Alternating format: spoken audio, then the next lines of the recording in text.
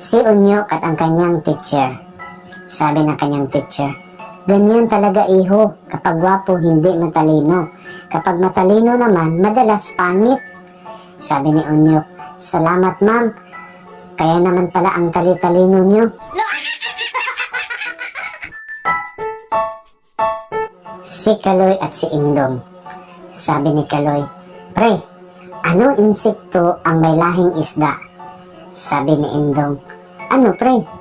Sabi ni Kaloy, i-fish.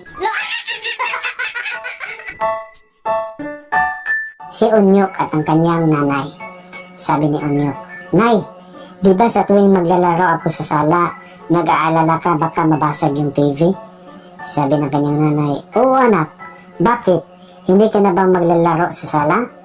Sabi ni Unyok, maglalaro pa rin po. Pero binasag ko na po yung TV para hindi na kayo mag-alala araw-araw, baka kasi ma-high blood pa kayo eh. Sa loob ng classroom, sabi ng teacher, class, ano ang similarity ng utot at tula? Sabi ni Miggy, ma'am. Sabi ng teacher, yes, Miggy. Sabi ni Miggy, ma'am, pareho po silang galing sa puwet.